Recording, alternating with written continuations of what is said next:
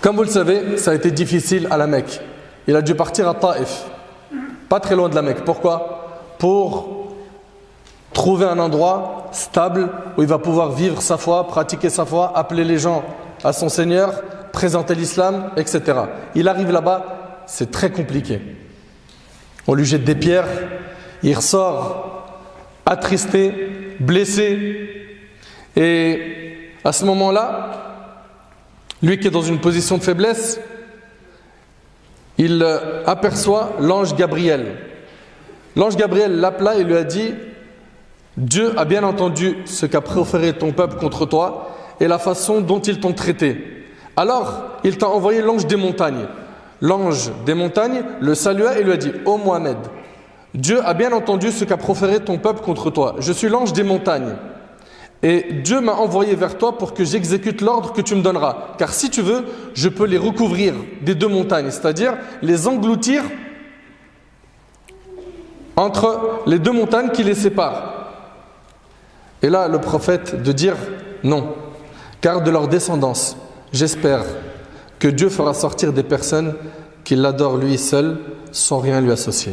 Et c'est une chose qui s'est réellement réalisée. Car le fils de Al-Walid fut Khalid. Le fils de Al-As fut Amr. Le fils d'Abu Jahl fut Ikrima, une progéniture qui a adoré notre Seigneur. L'histoire de Daous, pareil. Tufayl ibn Amr al-Dawsi, il est conditionné. Il est le chef de la tribu de Daous. Il arrive à la Mecque et les gens l'ont conditionné. Ils l'ont dit: ne parle surtout pas au prophète Mohammed. Et ils l'ont mis en garde sévèrement en lui disant que c'est quelqu'un qui sépare les familles, c'est quelqu'un qui a un discours où il divise les membres d'une même famille.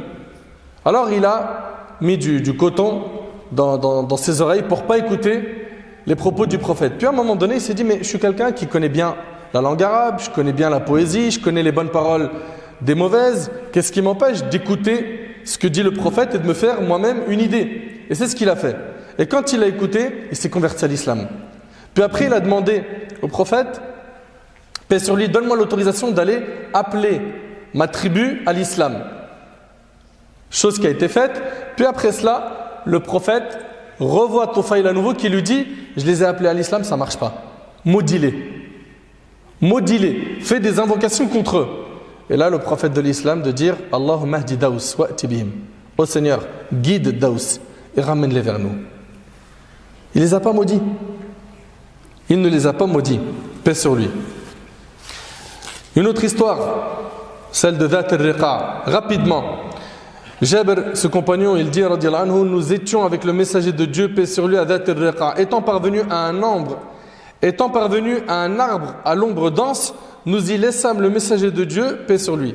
L'un des idolâtres arriva alors que le sabre du messager de Dieu était accroché à l'arbre. Il le dégaina et dit: as-tu peur de moi? Donc il a pris l'épée du prophète et il lui a dit: est-ce que tu as peur de moi? Le prophète lui a dit non. Il lui a dit: qui te protège de moi? Et il lui a dit: Dieu. Et dans une version d'Abu Bakr al-Ismaili, dans son recueil, il dit: qui te protège de moi? Il a dit: Dieu. Là, le sabre tomba alors de sa main. Le messager de Dieu, notre prophète Mohammed, paix sur lui, reprit l'épée, le sabre, il le saisit, il lui a dit: et toi, maintenant qui te protège de moi? Il lui a dit: sois le meilleur preneur.